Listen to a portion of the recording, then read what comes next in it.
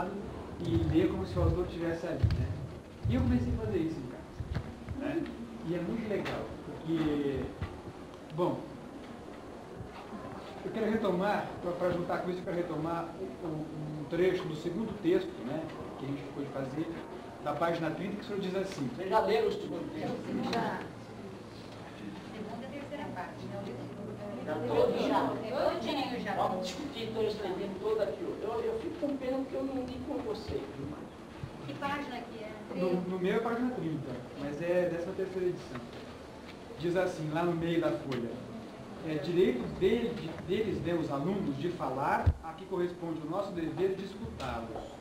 De escutá-los corretamente, com a convicção de quem cumpre um dever e não com a malícia de quem faz um favor para receber mais em troca.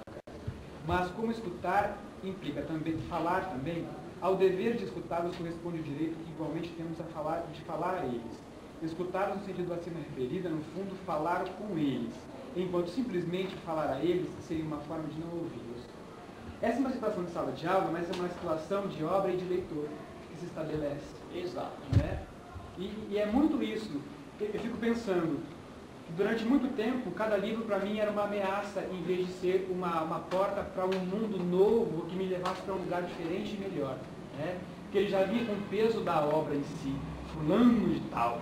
Aí eu lia como se eu fosse ajoelhar e rezar, entendeu? Que era uma coisa muito difícil essa coisa. Isso. Né? E eu fico pensando nos alunos da gente, que a relação muitas vezes é essa também.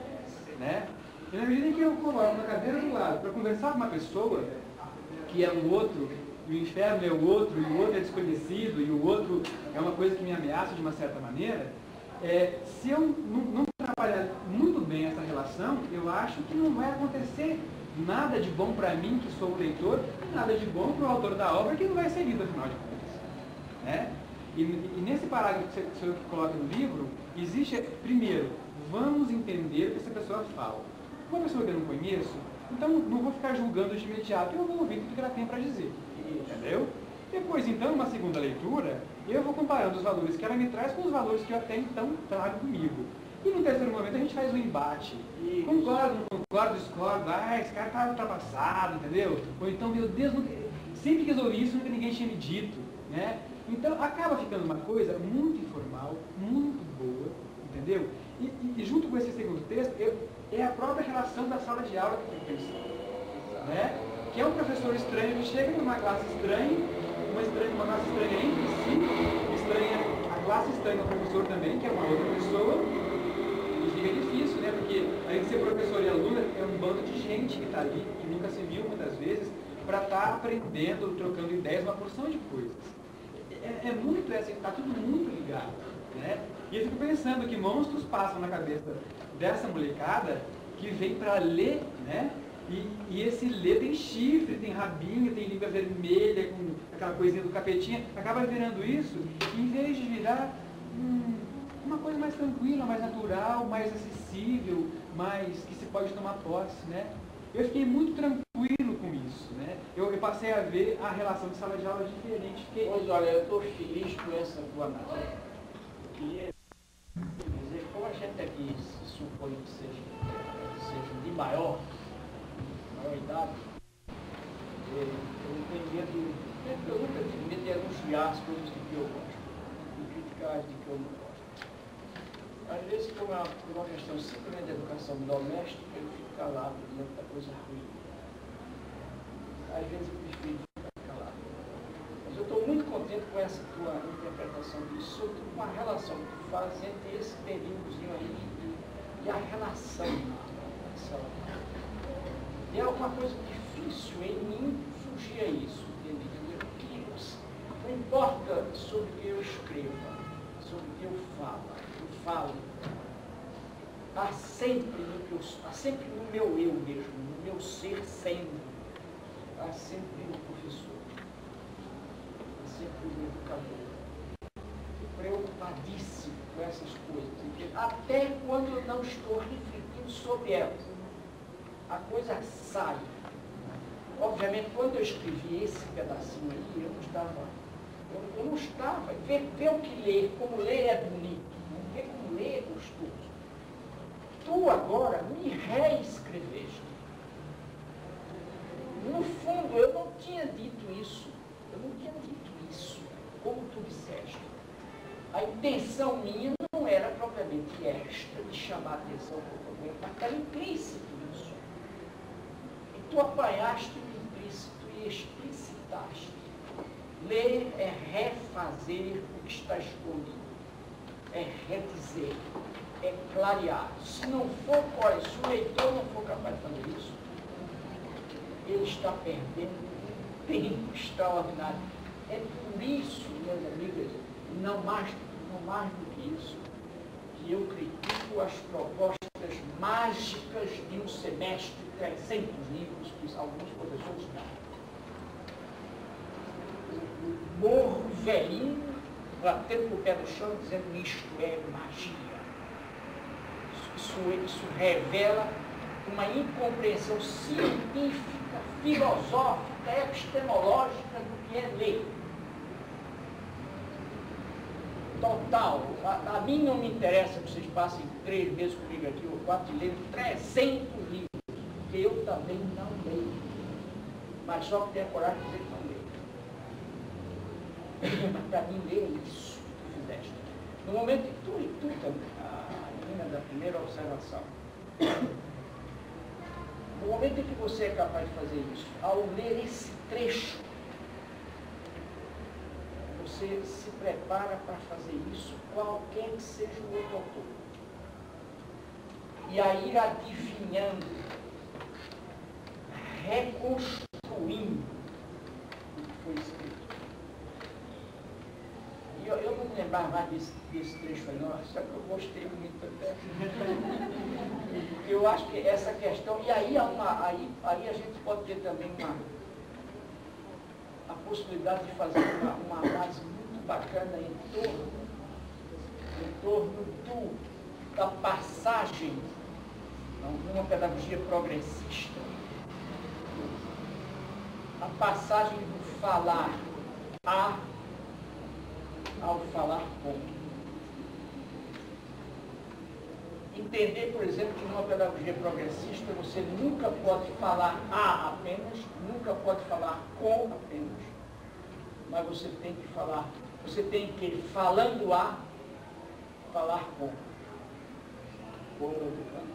Enquanto que numa pedagogia tradicional, autoritária, a ênfase é falar a. É a descrição, é falar de a. É falar sobre a. É falar sobre um conteúdo ao educando, que por sua vez, precisamente porque não fala com, recebe a fala a ele, com o educando. Na medida em que o educando, na medida em que se fala ao educando sobre, a postura do educando diante do livro é a mesma.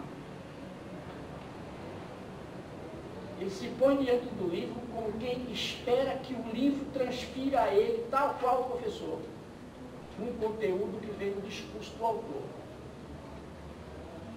E é por isso que tem gente que vive comendo folhas de livro e não entendendo o que lê.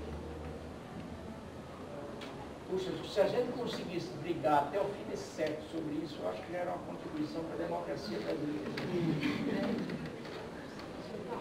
Eu não sou aluna, mas acho que posso perguntar, né? Agora, sem ser aluna, para perguntar, paga muito. Não tem problema. Não, é o seguinte, em relação a esse mesmo que o senhor estava colocando, né?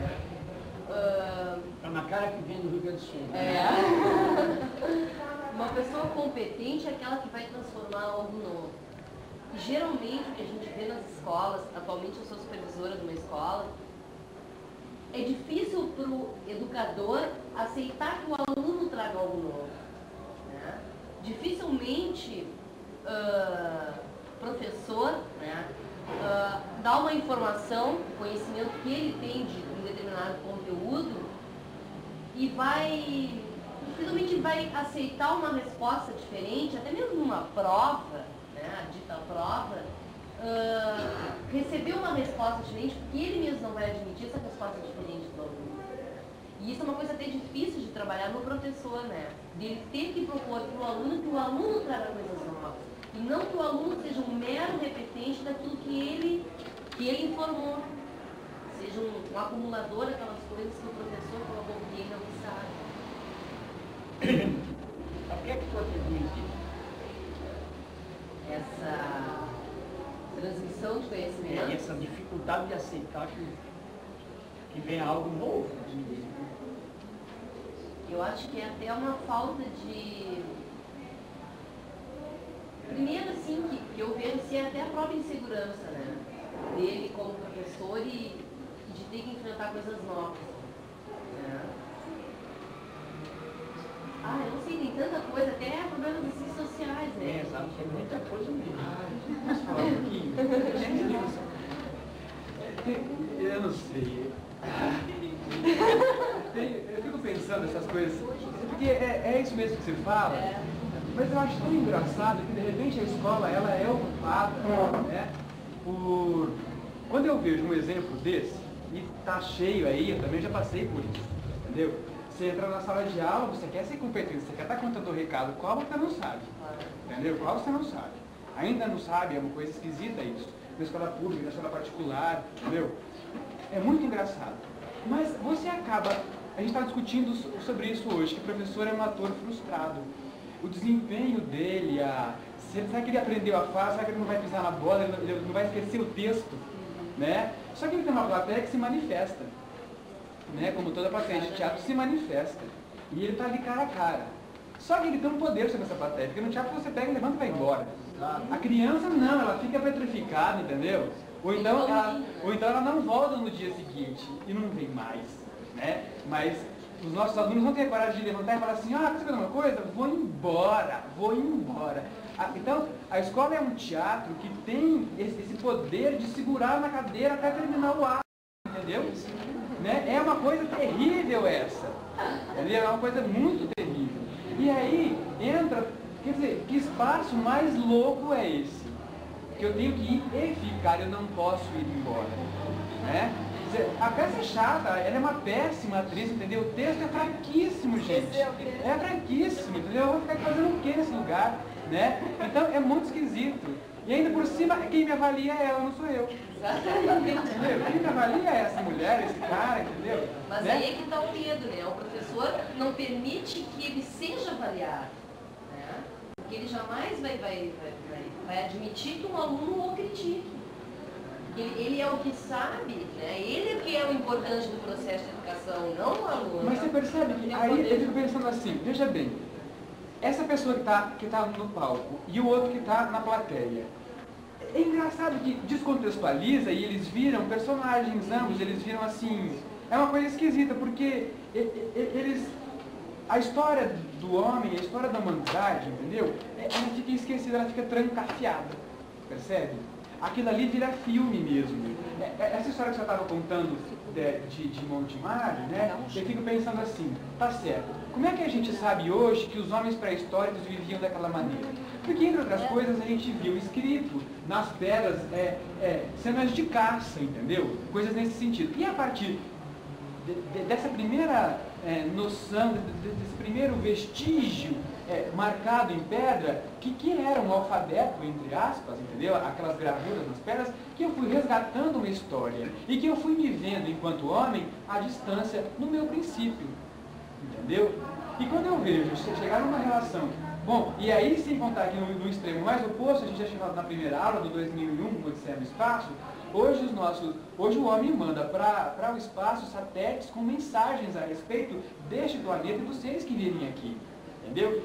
É a velha história, antigamente a gente jogava garrafa no mar com mensagem dentro, se alguém encontrar, olhe, né, me ache que eu estou perdido em algum lugar assim assado. Hoje a gente manda, a nave é outra, entendeu? Não é mais garrafa, é satélite, e manda para o espaço, entendeu? Somos seres que vivem no planeta mais ou menos assim, entrem em contato, né? Coisas nesse sentido. São mensagens. São outras formas de sinais, são outros alfabetos, mas são mensagens. E são documentos de que existe esse planeta, uma forma de vida específica e tal. E aí a gente volta para a sala de aula e o molequinho preso na cadeira e a professora, aquela coisa, né? Então eu fico pensando assim, oh meu Deus do céu, mas Eu acho que é muito antitático tudo isso, porque se eu quero que meu aluno aprenda a ler e escrever, né, e eu tenho razões para isso, eu tenho que fazer o máximo que puder para conseguir isso.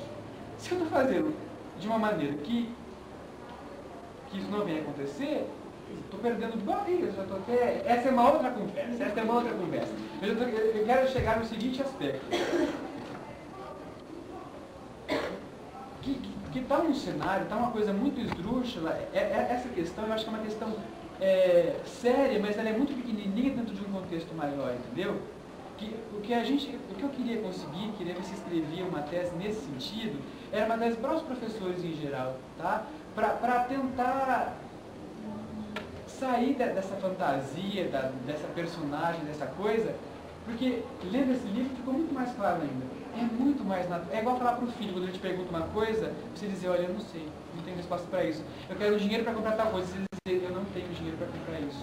Né? E eu acho que entrar numa sala de aula, depois disso daqui, é a mesma coisa que eu dizer para você, vamos dar uma volta, conversar sobre alguma coisa, Platão já não fazia isso. Né? Platão já fazia isso, tá certo? Hoje tem televisão, tem vídeo, hoje tem milhares de coisas que a gente pode acoplar para aprender, para desenvolver uma porção de coisas. Mas o professor está entrando na sala de aula hoje com uma carga muito grande que não é dele, que ele realmente, enquanto ser humano, não pode dar conta do espaço do corpo que ele tem só, ele não pode dar conta, isso é uma ilusão, e ele acaba ficando tenso e autoritário e improdutivo e babaca, entendeu?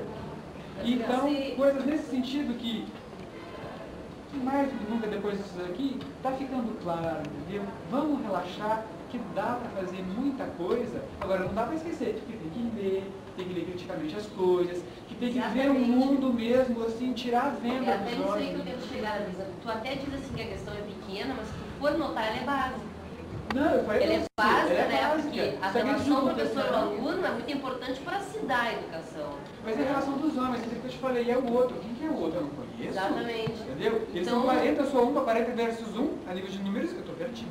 Por exemplo, até na minha escola, né, a gente quer começar, até trouxe, Medo e Ousadia, né, uma rotina do professor. Eu já li esse livro até na faculdade e os professores lá, para querer transformar alguma coisa, eles têm que ter conhecimento da coisa. Então, estou tentando orientar eles para essa educação que a gente deseja, né? Então, eu disse a eles, não, pessoal, vamos ler, né, esse livro aqui, que é uma introdução, é acessível, né? Eu achei bastante acessível, assim, para quem não conhece nada, para começar a ler. Então, eles querem, é até bom, assim, eu estou ouvindo tudo que o senhor falou, assim, a respeito de leitura, a importância do ato de ler, e para eles, de repente, vai ser, vamos ler o capítulo, vamos, para lá, primeiro. Né? Mas não é isso, né? Até eu agora também estou vendo que a leitura vai ser uma coisa muito mais séria do que a gente pensa. Até mesmo para ver o que eles realmente, como professores, como educadores, querem ou não. Né? Deixa eu... Você vê, essa na verdade é uma questão importantíssima. Agora, eu gostaria de, a raiz desses dois comentários, gostaria de fazer assim, uma espécie de empreite para vocês, um curso de pós-graduação do setor de educação. É este aqui. Vou fazer um empreite com relação a certos riscos que eu acho que nós corremos. São riscos, inclusive, que vêm sendo comprovados historicamente. A história da educação está cheia disso, da comprovação dos riscos que eu vou falar. Claro que quando tu falaste, tua fala foi uma fala crítica a um certo tipo de procedimento. A tua fala, a adição à fala dela foi também uma fala crítica a um certo tipo de procedimento. Pedagógico que tem que se centra aí na relação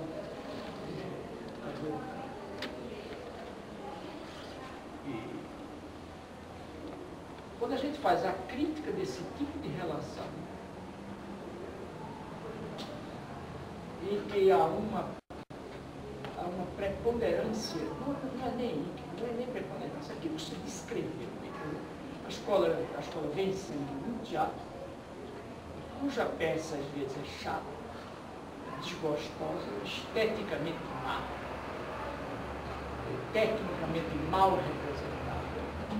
Os alunos, porém, não têm o direito de desistir da peça. Isso é um negócio trágico, realmente. E devem comentar, inclusive, entre eles do recreio. E o pior é que essa peça não termina hoje, é o ano todo. Dá para a gente largar ativo. Não acaba nunca mais. Não precisa nem pagar mais a É longe, universidade lá. até a universidade. Essas críticas todas que nós fazemos são críticas que, na verdade, se dirigem à prática educativa. Agora, o problema também importante com o conhecimento de que a gente evita os riscos que eu quero falar agora. A saída para evitar os riscos é desde o começo da crítica. Quando eu me ponho disposto a fazer a crítica, eu me pergunto, antes de tudo, o que é a prática educativa? O que é a prática educativa? Quando eu faço essa pergunta, eu necessariamente vou ter que me distanciar. Eu tenho que tomar uma certa distância de algo com que eu sou, de que eu sou íntimo, faz tempo, para poder entender melhor. Então, porque quando eu me pergunto o que é a prática educativa, a minha pergunta com este verbo, ser, é uma pergunta reveladora da intenção de conhecer a natureza da prática, a natureza daquilo sobre que eu fiz a pergunta. Essa é uma das características do verbo ser. Um verbo conotativo, um verbo atributivo, um verbo descritivo de qualidade. Aí então eu devo começar a procurar perceber os elementos componentes disso que a gente chama de prática educativa. Não sabem vocês qual é o risco fundamental que a gente tem, e a história da educação mostra, é o risco de, não apreendendo a prática educativa na sua totalidade, fixarmos num dos elementos dessa prática e pretender explicá-la a partir só dele. Então, se a gente se fixa apenas na relação educador-educando, a gente pode correr o risco de, inclusive, na relação educador-educando como algo fundamental e dador de vida à prática educativa como uma totalidade, a gente corre ainda um outro risco, que é o de reduzir a compreensão da relação educador-educando ao papel só do educador, ou ao papel só do educador. E aí a gente esquece também a mediação dos dois, sem a qual os dois não têm o que fazer. E a mediação é exatamente o objeto de conhecimento que se chama conteúdo programático. Se a gente der uma olhada na história geral da educação, a gente vê como a escola tradicional, por exemplo, se centrava na figura do mestre. Como os movimentos de escola nova se centraram, de modo geral, na figura do educador. E como hoje, não só no Brasil, mas em outras áreas do mundo, há uma tendência de centração no conteúdo. Para mim, qualquer tentativa de compreensão crítica da prática educativa que faça isso, de fato, se equivoca. Só é possível a crítica da prática educativa na inteligência dela enquanto totalidade. Portanto, a compreensão do papel do sujeito educador, do sujeito educando e da mediação dos dois, que é o conteúdo, que é o objeto, a ser conhecido, as metodologias para a aproximação ao objeto, do ato de conhecer esse objeto, a compreensão crítica do que é ensinar e do que é aprender, e os dois significando conhecer, Isso é outra coisa que, de modo geral, as metodologias, as didáticas, os currículos não falam disso. Eles tomam isso de forma também dicotomizada, de forma também separada. Eles falam no ato de aprender e no ato de ensinar como se pudessem existir neles próprios. Quer dizer, não é possível ensinar sem aprender, nem mesmo o próprio sujeito ensinante pode ensinar sem aprender o que ensina. Eu aprenderia ser primeiro e concomitantemente ter aprendido, estar aprendendo e continuar a estar aprendendo o que ensina. Não dá, não pode. Então, toda crítica tem que ser uma crítica global, que apanhe os sujeitos da educação, o educador educando, o objeto, o conteúdo, os métodos, as técnicas, e compreende então o processo na interdependência ou na interação desses diferentes e parecidos elementos componentes da prática. Qualquer dicotomia entre eles nos leva a... E essa compreensão global é eminentemente política. E sem uma espécie assim, de sensibilidade ao ideológico, tu não entendes a própria politicidade da educação, sem cujo conhecimento é impossível a gente fazer a crítica disso. Então eu acho que esse lembrete para nós, como educadores, para ti que queres pensar um dia numa tese, assim, eu acho que é absolutamente importante. Porque a gente pode, às vezes, didaticamente, não só pode, mas até deve, didaticamente isolar um elemento da sua totalidade para analisá-lo. Mas aí a gente tem que dizer mesmo que está fazendo isso. Olha, só por efeito didático eu estou tirando esse treco do contexto geral dele, para entender um pouquinho, mas imediatamente eu tenho que devolver ao lugar dele, porque senão eu não entendo mais. Você não pode me tirar do meu contexto para me entender, porque senão me deixa de entender.